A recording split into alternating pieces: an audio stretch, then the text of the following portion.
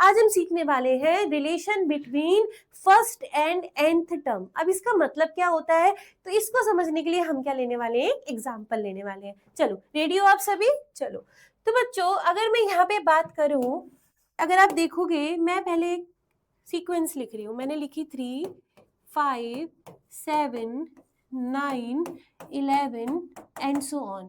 अब बच्चों अगर मैं आपसे पूछूं कि आपको मुझे बताना है कि ये एपी है कि नहीं है, ये जो मैंने सीक्वेंस लिखी है ये एपी है कि नहीं है, तो आप क्या करोगे, पहले इनको नाम दे दोगे। पहली टर्म है A1, A2, A3, A4, A5 and so on. तो बच्चों एपी को चेक करने के लिए हम क्या करते थे, अब आप लोग सीख चुके हो बहुत अच्छे से, कॉन्जिक्यूटिव टर्म्स का डिफरेंस लेते थे। तो आपने यहाँ पे दो कॉन्जिक्यूटिव टर्म ली A1 और A2, तो उनका जब आपने डिफरेंस निकाला तो क्या आएगा, उनका डिफरेंस आएगा 2। इसी तरीके से आपने A3 और A2 का डिफरेंस निकालोगे तो उनका डिफरेंस क्या आ जाएगा, 7 - 5 2। इसी तरीके से आप कोई भी दो कॉन्जिक्यूटिव टर्म का क्या निकालने वाले हो, डिफरेंस निकालने वाले हो, वो हमेशा क्या आने वाला है, समान आने वाला है। यानी कि आपको जो इनके बीच में अंतर मिल रहा है वो कैसा मिल रहा है, समान अंतर मिल रहा है, इसलिए हम इसे क्या बोलते हैं, समांतर श्रेणी बोलते हैं। ठीक है, तो बच्चों अगर आपको याद होगा इस समान अंतर को भी हम कुछ कहते थे, क्या कहते थे, इस समान अंतर को हम कहते थे सार्वंतर, याद है आप लोगों को। और इस सार्वंतर को हम कैसे डिनोट करते थे, इसको डिनोट करते थे डी से। तो डी की वैल्यू यहाँ पे क्या आ जाएगी, डी की वैल्यू आ जाएगी 2। ठीक है, तो इतना आप सब सीख चुके हो। तो मैं आपको ये बता क्यों रही हूँ, क्योंकि अब हम सीखने वाले हैं कोई नई चीज। क्या चीज सीखने वाले हैं, पहले उस पर चर्चा करते हैं। हम सीखने वाले हैं कि अगर ये सीक्वेंस ऐसे ही चल रही है तो मुझे पता लगाना है कि इसकी 50वीं टर्म क्या होगी, 50वें नंबर पे क्या नंबर रहा होगा, 100वें नंबर पे क्या नंबर रहा होगा। तो वो हम सीखने वाले हैं। हम विद इन सेकेंड्स बता सकते हैं कि उसके इस पर्टिकुलर टर्म पे क्या नंबर रहा होगा। ठीक है, जैसे कि आपको याद होगा हमने सैलरी वाला एग्जाम्पल लिया था बच्चों। पहले साल में उसकी सैलरी कितनी थी, 50,000। दूसरे साल में उसकी सैलरी कितनी हो गई थी, 55,000। फिर कितनी हो गई थी, 60,000 और एंड सो ऑन। ठीक है, अब मुझे पता लगाना है कि ये तो पहले साल की सैलरी है जिसको आप क्या बोल दोगे, जिसको आप मान लोगे A1। फिर ये क्या है, दूसरे साल की सैलरी जिसको A2, जिसको फिर हम तीसरे साल की को A3। अब मुझे पता लगाना है कि 10 साल में उसकी सैलरी क्या रही होगी। तो मुझे क्या निकालना है, पहले साल की सैलरी A1 है, दूसरे साल की सैलरी A2 है, तीसरे साल की सैलरी A3 है, तो 10वें साल की सैलरी क्या रही होगी, A10 रही होगी। तो मुझे यहाँ पे अगर A10 निकालना है तो मैं बिना सारे नंबर को लिखे हुए कैसे निकाल सकती हूँ, आज की क्लास में हम वो सीखेंगे। ठीक है बच्चों, रेडी हो आप सभी? चलो तो बच्चों यहाँ पे आपने एक पैटर्न ऑब्जर्व करा और डी को निकाल लिया। अब देखो यहाँ पे हम इसको हटा देते हैं। अब हमको सीखने वाले हैं, क्या सीखने वाले हैं, ध्यान से समझना। अगर मैं आपसे बात करूं बच्चों, यहाँ पे जो पहली टर्म है जिसको हम क्या बोलते हैं, A1, A1 को आप ध्यान रखना, आप A भी बोल सकते हो, 1 लगाना जरूरी नहीं है। तो A का मतलब भी क्या होता है, A1 ही हो सकता है। तो A की वैल्यू यहाँ पे क्या हो गई बच्चों, 3 हो गई। तो जो पहली टर्म है वो सिंपली A मिल रही है, कोई दिक्कत नहीं है। दूसरी टर्म बच्चों मुझे 5 मिल रही है, दूसरी टर्म है मेरी 5। अब अगर मैं आपको पूछूं कि क्या मैं इस दूसरी टर्म को ऐसा लिख दूं, A+D, तो बताओ ये मैंने गलत लिखा है या सही लिखा है। A क्या था, A था 3, D क्या था, D था 2। तो 3 + 2 मुझे वापस से क्या मिल जाएगा, 5 मिल जाएगा। तो यानी कि मैं दूसरी टर्म को A+D लिख सकती हूँ, बिल्कुल लिख सकती हूँ। इसी तरीके से आप तीसरी टर्म को देखो, तीसरी टर्म क्या है, 7 है। तो तीसरी टर्म को मैं क्या लिख रही हूँ, ध्यान से समझना, तीसरी टर्म को मैं लिख रही हूँ A+2D। और आप अगर यहाँ पे वैल्यू पुट करोगे तो वैल्यू पुट करो एक बार, ए की जगह क्या रखने वाले हो, ए की वैल्यू क्या है, 3 है, और 2 ऐसे ही रहेगा। और डी की वैल्यू क्या है बच्चों, डी की वैल्यू 2 है। तो 3 + 4 यानी कि मुझे क्या मिल रहा है, 7 मिल रहा है। तो यानी कि मैं इसको A+2D लिख सकती हूँ। समझ रहे हो आप? इसी तरीके से बच्चों अगर हम बात करते हैं चौथी टर्म की, तो चौथी टर्म को आप देखोगे मैं क्या लिख सकती हूँ, टर्म को मैं लिख सकती हूँ A+3D। और आप यहाँ पे वैल्यू पुट करके देख लो, ए की जगह आपने क्या रखा, 3 रखा, और 3 ऐसे ही रहा, और डी की जगह आपने क्या रख दिया, 2। तो 3 + 6 क्या होता है, 9 होता है। तो हमें 9 ही तो मिल रहा था, यानी कि मैं चौथी टर्म को क्या लिख सकती हूँ, A+3D। तो अभी तक हमने क्या सीखा, जो हमने सीखा है एक बार हम उसको लिख लेते हैं। क्या सीखा बच्चों, कि अगर मेरे पे पहली टर्म है तो पहली टर्म को हम क्या नाम दे रहे हैं, A1। तो A1 को तो हम सिंपली क्या लिख सकते हैं, A लिख सकते हैं। ठीक है, अब मेरे पे दूसरी टर्म है, तो दूसरी टर्म को हम क्या नाम दे रहे हैं, a प्लस डी लिख सकते हैं। तीसरी टर्म को हम क्या लिख पा रहे हैं, a प्लस 2d लिख पा रहे हैं। चौथी टर्म को हम क्या लिख पा रहे हैं, a प्लस 3d लिख पा रहे हैं। तो आपको कुछ पैटर्न नोटिस हो रहा है, क्या पैटर्न नोटिस हो रहा है, पैटर्न नोटिस हो रहा है कि जब यहाँ पे a 1 है तो d ऐड ही नहीं हो रहा है, जब a 2 है तो 2 में d कितनी बार ऐड हो रहा है, 1 बार। आप देख रहे हो ना, 1 में मल्टीप्लाई होके ऐड हो रहा है। इसी तरीके से तीसरी टर्म में क्या हो रहा है बच्चों, जब यहाँ पे 3 है तो d के साथ 2 आ रहा है। ऐसे चौथी टर्म में जब यहाँ पे 4 है तो d के साथ क्या आ रहा है, 3 आ रहा है। यानी कि a तो हमेशा क्या रह रहा है, हर टर्म के लिए फिक्स रह रहा है, बट d कैसे हो रहा है, d एक माइनस होके आ रहा है। अगर 2 है तो 1d आ रहा है, 3 है तो 2d आ रहा है, 4 है तो 3d आ रहा है। समझ रहे हो आप? तो इसी तरीके से बच्चों अगर मैं आपसे a5 के बारे में पूछूं तो आप मुझे क्या बताओगे, a5 क्या होगा, a5 आप मुझे बता दोगे कि मैम a तो ऐसे ही रहेगा और यहाँ पे 1 कम होके आ जाएगा तो a प्लस 4d हो जाएगा। और यहाँ पे आप वैल्यू भी पुट करके देख सकते हो, a क्या था मेरा, 3 था, 4 एज इट इज रहेगा, d की वैल्यू हो गई 2, 4 2 8 और 3 11, तो 8 4 मुझे क्या मिल रहा है, 11 मिल रहा है। यानी कि अब मैं क्या कर सकती हूँ, मैं इस सीक्वेंस की, मैं इस श्रेणी की कोई भी क्या निकाल सकती हूँ, टर्म निकाल सकती हूँ। कैसे निकाल सकती हूँ, जैसे कि मैंने आपको पूछा मुझे बताओ इसकी 50वीं टर्म क्या होगी, तो आपको क्या निकालना है, A50 निकालना है। अब A50 आप कैसे निकालोगे, आप क्या बोलोगे, आप बोलोगे मैम A तो ऐसे ही रहेगा और यहाँ पे क्या हो जाएगा, 50 है ना, तो 50 से एक कम यानी कि 49D हो जाएगा। ठीक है, तो A50 क्या हो जाएगा बच्चों, A की वैल्यू 3 है, D की वैल्यू क्या थी, 2 थी, तो ये हो जाएगा 3 प्लस 98 यानी कि कितना हो जाएगा, ये 1। तो यानी कि A50 की वैल्यू क्या आ जाएगी बच्चों, A50 की वैल्यू आ जाएगी 101। कि मान लो कि मुझे n नंबर की टर्म निकालनी है ना। अब यहाँ पे n कुछ भी हो सकता है, 1 हो सकता है, 2 हो सकता है, 3 हो सकता है। तो मैं ऐसे बोल दूं कि अगर मैं n नंबर की टर्म निकाल रही हूँ तो वो भी क्या करेगी, सेम पैटर्न को फॉलो करेगी। और पैटर्न क्या बन रहा है बच्चों, पैटर्न बन रहा है कि a तो एज इट इज रह रहा है, तो a को तो एज इट इज रख दिया। अब क्या हो रहा है, जो यहाँ पे टर्म है, जैसे यहाँ पे 2 था तो 2 में 1 माइनस करा के d से मल्टीप्लाई हुई, 3 में 1 माइनस करा के d से मल्टीप्लाई हुई, 4 में 1 माइनस करा के d से मल्टीप्लाई हुई। तो यहाँ पे अगर बच्चों n है तो n में 1 माइनस कराओ तो क्या मिलेगा, n माइनस 1, n में से 1 माइनस करना है, n माइनस 1 मिलेगा और उसमें क्या हो जाएगी, d की मल्टीप्लाई हो जाएगी। तो बच्चों यही हमारा फॉर्मूला होता है nth टर्म का। ठीक है, यानी कि अगर मुझे किसी भी n नंबर की टर्म को निकालना है तो मुझे क्या फॉर्मूला लगाना पड़ेगा, उसका फॉर्मूला हो जाएगा an is equal to a plus n minus 1 into D. और आई होप आप लोग समझ गए होंगे कि ये फॉर्मूला कैसे आ रहा है। ठीक है बच्चों, तो ये हमारा फॉर्मूला किसका होता है, nth टर्म का। जो हमारी nth टर्म होती है, nth टर्म मतलब कोई भी रैंडम टर्म, n को 10 वैल्यू दे दोगे तो 10th टर्म, 20 वैल्यू दे दोगे तो 28 टर्म, वो क्या होती है, वो होती है a plus n minus 1 into D. जहाँ पे d क्या होता है बच्चों, जहाँ पे d हमारा होता है difference between any two consecutive terms. ठीक है, तो आज हम क्या करने वाले हैं बच्चों, आज हम बहुत इंपॉर्टेंट क्वेश्चंस को करने वाले हैं, ध्यान देना। क्या है क्वेश्चन में, in which of the following situation does the list of number involved make an arithmetic progression and why? निम्नलिखित स्थितियों में कौन सी स्थिति, किन स्थितियों के संबंध में संख्याओं की सूची एपी है और क्यों है। ठीक है, तो हमें यहाँ पे सीक्वेंस दे रखी है और हमें चेक करना है कि वो एपी है और अगर है तो क्यों है। अब जो मुझे ये कंडीशन दे रखी है वो मुझे एक डेली लाइफ कंडीशन दे रखी है। ठीक है, तो अगर आपको पता चल गया एपी है तब तो आप कितनी सारी चीजें विद इन सेकेंड्स क्या कर सकते हो, कैलकुलेट कर सकते हो। तो सबसे पहले बच्चों हम अपनी कंडीशन को देखते हैं, क्या कंडीशन दे रखी है।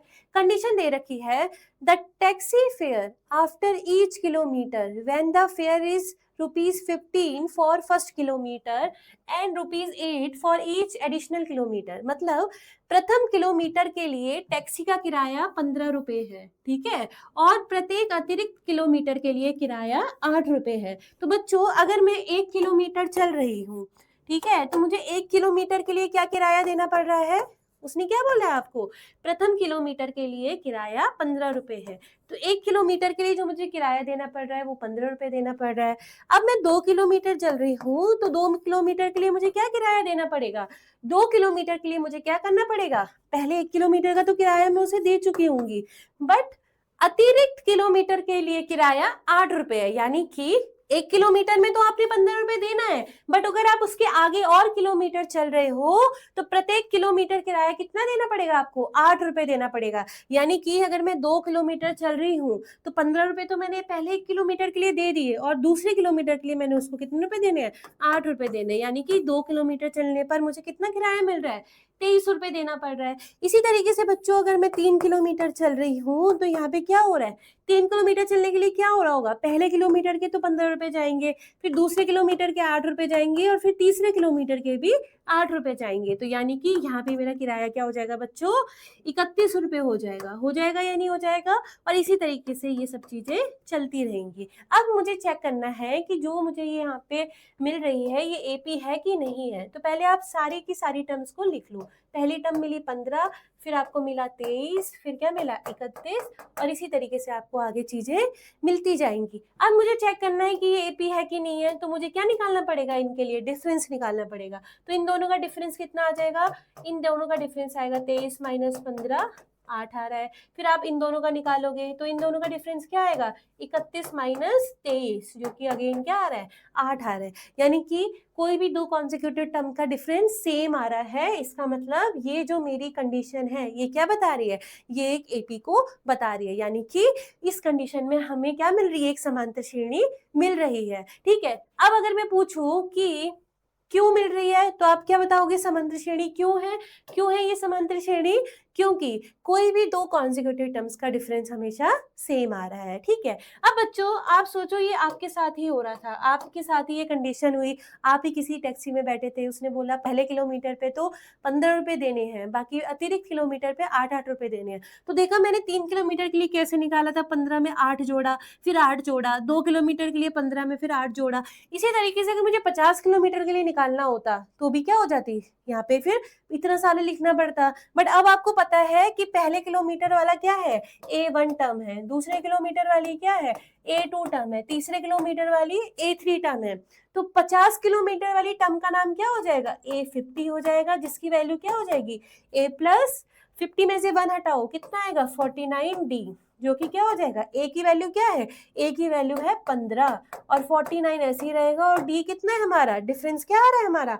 8 आ रहा है। 49 टाइम्स 8, तो यहाँ पे कितना हो जाएगा? 15 प्लस 49 8 कितना हो जाएगा? 92। तो बच्चों यहाँ पे हमारा जो किराया आएगा वो कितना आ जाएगा? आपका जो यहाँ पे किराया आएगा वो आ जाएगा 407। तो आप देख सकते हो विद इन सेकेंड्स आपने बता दिया कि 50 किलोमीटर वाला किराया क्या हो जाएगा? 407 हो जाएगा। The amount of air present in a cylinder when a vacuum pump removes 1/4 of the air remaining in the cylinder at a time. मतलब एक ये सिचुएशन है और मुझे देखना है कि ये सिचुएशन एपी बना रही है। क्या दे रखी है? कि किसी बेलन में उपस्थित हवा की मात्रा, जबकि वायु निकालने वाला पंप क्या कर रहा है? प्रत्येक बार बेलन की शेष हवा का 1/4 भाग बाहर निकाल देता है। यानी कि बच्चों यहाँ पे एक बेलन होगा, अब उस बेलन में हम क्या कर रहे हैं? एक वैक्यूम पंप को डाल रहे हैं। अब वो वैक्यूम पंप क्या कर रहा है? वो वैक्यूम पंप हर बार क्या कर रहा है? जितनी हवा उस बेलन के अंदर है उसका 1/4 बाहर निकाल रहा है। ठीक है, तो इस कंडीशन को हमने देखना है कि ये हमारी एपी है कि नहीं है। अब सिलेंडर आपको देखना है, तो सिलेंडर कैसा दिखता है हमारा? इस तरीके से दिखता है ना? आपने पढ़ रखा है सिलेंडर किस तरीके का दिखता है हमारा? इस तरीके का दिखता है। अब माना सबसे पहले क्या होगा बच्चों? सबसे शुरुआत में क्या रहा होगा? शुरुआत में ये पूरा का पूरा सिलेंडर हवा से भरा हुआ होगा। यानी कि इसके अंदर कितनी हवा होगी? कैसे निकालते थे? किस तरीके से निकालते थे? कितनी हवा होगी अंदर इसकी? जितनी इसकी कैपेसिटी है। और क्या होता था कैपेसिटी? वॉल्यूम होता था। तो माना अगर इस सिलेंडर का वॉल्यूम क्या था? V था। माना बेलन का आयतन V है। ठीक है, अगर बेलन का आयतन V था तो शुरुआत में उसके अंदर कितनी हवा होगी बच्चों? V वॉल्यूम की एयर उसमें होगी, है ना? तो हम बोल देंगे कि उसमें जो शुरुआत में हवा होगी वो कितनी होगी? शुरुआत में जो उसकी हवा होगी वो V होगी। यानी कि तो शुरुआत में जो हवा की मात्रा है वो क्या हो जाएगी? V हो जाएगी। क्यों हो जाएगी? V क्यों होगी बच्चों? क्योंकि शुरुआत में तो ये पूरा का पूरा बेलन क्या हुआ है? भरा हुआ है हवा से। ठीक है, अब क्या हो रहा है बच्चों? अब जो ये वैक्यूम पंप है ये क्या कर रहा है? ये प्रत्येक बार बेलन की शेष हवा का 1/4 भाग बाहर निकाल रहा है। तो यानी कि अभी जब इसमें हमने वैक्यूम पंप डाला, उसने क्या करा, इसके अंदर जितनी हवा थी, है ना, कितनी हवा थी, v हवा थी, उसका 1/4 बाहर निकाल दिया। यानी कि इस v में से इसी का 1/4 बाहर निकाल दिया, तो इसके पास कितनी हवा बची। अब हम बोलेंगे कि कैसे बोलेंगे इसको, पहली बार पंप द्वारा निकली हवा। तो पहली बार पंप से कितनी हवा निकलेगी बच्चों, बताओ। पंप कितनी हवा निकाल रहा है, जितना उसका वॉल्यूम, जितना उसके अंदर हवा बची है उसका 1/4 निकाल रहा है। तो पहले उसके अंदर v वॉल्यूम की हवा थी, तो v वॉल्यूम का 1/4 कितना हो जाएगा, 1/4 v उसने निकाल दिया है, इतना उसने बाहर निकाल दिया है। तो अगर उसने इतना बाहर निकाला है तो उसके अंदर कितना बचा हुआ होगा, अभी उसके अंदर टोटल v था, 1/4 v बाहर निकल गया, तो बचा कितना, इसके पास क्या था, v वॉल्यूम था और 1/4 v इससे बाहर निकल गया। तो अब इसके अंदर कितना वॉल्यूम बचेगा इस कंडीशन में, इसके अंदर वॉल्यूम बचेगा v माइनस 1/4 v, क्योंकि जो बाहर चला गया उसको माइनस कर देंगे तो कितना बचेगा, आप माइनस करोगे तो ये हो जाएगा 4 एलसीएम आ जाएगा। ठीक है, तो 4 एलसीएम आ जाएगा तो ये क्या बचेगा बच्चों, आपको 3v एलसीएम आ जाएगा, तो क्या बचेगा, ये 4v माइनस v, तो कितना हो जाएगा, आपके जो इसमें वॉल्यूम बचा वो बचा 3v/4। तो हमने लिखा पहली बार पंप द्वारा निकाली गई हवा कितनी हो गई, 1v 1/4v, तो शेष हवा कितनी बची, जो शेष हवा बची वो शेष हवा कितनी बच गई, शेष हवा बच गई 3v/4। तो यानी कि शुरुआत में उसमें v हवा थी, पहली बार पंप ने जब हवा निकाली तो उसके अंदर कितनी हवा बची, 3v/4 बची। अब बच्चों क्या हो रहा होगा, अब हम आते हैं तीसरी कंडीशन पे। तीसरी कंडीशन में फिर से अब क्या लिख रही हूं मैं, दूसरी बार पंप द्वारा निकाली गई हवा की मात्रा, निकाली गई हवा, तो दूसरी बार उसने कितनी हवा निकाली, जितनी सिलेंडर के अंदर बची थी। तो दूसरी कंडीशन में बच्चों याद है आपको, हमारे सिलेंडर के अंदर कितनी हवा बच रही थी, 3v/4, इसकी भी 1/4 निकाली होगी, क्योंकि वो क्या कर रहा है, जितनी हवा है उसका 1/4 निकाल रहा है। तो v हवा थी तो पहले उसने v का 1/4 निकाला, तो 1/4 v निकाला। अब सिलेंडर के अंदर 3v/4 हवा है तो इसका भी 1/4 निकालेगा। 1/4 निकालते कैसे हो, 1/4 से मल्टीप्लाई करा के। तो मैं बोलती हूँ दूसरी बार पंप द्वारा निकाली गई हवा 1/4 इंटू 3v/4 हो जाएगी, यानी कि कितना हो जाएगा, ये हो जाएगा बच्चों 3v/16। तो शेष हवा क्या हो जाएगी दूसरी कंडीशन में, इतनी तो निकल गई, कितनी में से निकली, इतनी में से इतनी निकल गई, तो कितनी बची, आपके पास बची 3v/4 माइनस 3v/16। एलसीएम आप लोगों का 16 आ जाएगा, 4 12 हो जाएगा, 4 3 12 और माइनस का 3v, तो आप पे क्या बचेगा, आप पे जो शेष हवा बचेगी वो 9v/16 बच जाएगी। तो यानी कि पहली कंडीशन में हवा हमारी v थी, दूसरी में हमारी जो बची हुई हवा थी वो 3v/4 हो गई, और तीसरी कंडीशन में जो हमारी बची हुई हवा थी वो 9v/16 हो गई। अब हमें चेक करना है कि इस कंडीशन में जो हवा बच रही है वो क्या बना रही है, एक एपी को फॉलो कर रही है या नहीं कर रही है, तो वो हम देखते हैं। कैसे देखेंगे, सबसे पहले हम क्या करेंगे, सारी टर्म्स को एक साथ लिख लेंगे। ठीक है, सारी टर्म्स याद हो गई आपको, चलो। तो पहली टर्म क्या थी, v थी, फिर कितनी हवा बच रही थी, 3v/4 बच रही थी, फिर कितनी बच रही थी, 9v/16 बच रही थी, और एंड सो ऑन, ये चीजें आगे चलती रहेंगी। अब मुझे चेक करना है कि ये कंडीशन एक समांतर श्रेणी बना रही है या नहीं बना रही है, तो आप क्या करोगे, कॉन्जिक्यूटिव टर्म्स का डिफरेंस निकालोगे। तो जब आपने पहला वाला डिफरेंस निकाला तो एलसीएम यहाँ पे 4 आ जाएगा, ये 3v रहेगा, और ये क्या हो जाएगा, माइनस का 4v हो जाएगा या नहीं हो जाएगा। तो कितना बचेगा बच्चों आपका डिफरेंस, आपका जो डिफरेंस बचेगा वो बचेगा माइनस का v/4। तो ये तो पहली दो टर्म का डिफरेंस आया। अब हम दूसरी दो टर्म का डिफरेंस निकालते हैं, तो कितना होगा, ये हो जाएगा 9v/16 माइनस 3v/4। ठीक है, अब इसका एलसीएम कितना आ जाएगा, 16 आ जाएगा, तो ये तो रहेगा 9v, और ये कितना हो जाएगा 16, 4 4 जा 16, 4 3 जा 12, तो बच्चों ये आ जाएगा माइनस का 3v/16। अब पहली दो टर्म का डिफरेंस, यहाँ तो माइनस का v/4 आ रहा है और यहाँ माइनस का 3v/16 आ रहा है, क्या ये दोनों वैल्यू सेम है, ये दोनों वैल्यू आपकी सेम है या नहीं है, नहीं है। तो सेम ना होने पर आपको क्या समान अंतर मिल रहा है? समांतर, समान अंतर आपको नहीं मिल रहा है, तो इसका मतलब ये जो श्रेणी बनेगी ये समांतर श्रेणी नहीं होगी। तो आई होप बच्चों ये वाला क्वेश्चन आपको बहुत अच्छे से क्लियर हुआ होगा। थोड़ा सा क्वेश्चन टिपिकल था, बट अगर आप इसको एक जनरल एग्जाम्पल से सोचोगे तो बहुत ईजी क्वेश्चन है। फिर से मैं आपको बोल रही हूँ, आपके क्या हो रहा है, आपके पर्स में 10 रुपए हैं और हर बार आप क्या कर रहे हो, जितने पैसे हैं उनका 1/2 भाग निकाल रहे हो। तो पहली बार में तो पर्स में 10 रुपए ही रहेंगे, दूसरी बार में आपने क्या करा, जितने पैसे थे उसका 1/2 निकाला। तो पैसे कितने थे, 10 रुपए, 10 रुपए का 1/2 भाग आपने निकाल दिया। तो यानी कि कितना निकाल दिया, 10 रुपए का 1/2 क्या हो जाएगा, 1/10 इतना निकाल दिया। तो पर्स में दूसरी बार पैसे कितने बचेंगे, 5 रुपए, यानी कि अब पर्स में 5 रुपए बचे हैं। अब इस 5 रुपए में से भी आपने क्या करा, फिर से जितने बचे हैं उसका 1/2 निकाल दिया। तो 5 माइनस 1/2 5 आपने निकाल दिया। तो इस कंडीशन में अब जो बचे हैं वो कितने बचे हैं, वो 2.5 बच रहे हैं। तो इस तरीके से आपको क्या मिल रही है, एक श्रेणी मिल रही है और आपको चेक करना था कि वो समांतर श्रेणी है या फिर नहीं है। सेम चीज हमने यहाँ पे इस क्वेश्चन में करी थी। तो आई होप आपको ये क्वेश्चन क्लियर हुआ होगा। ठीक है बच्चों, मिलते हैं नेक्स्ट वीडियो में, बाय।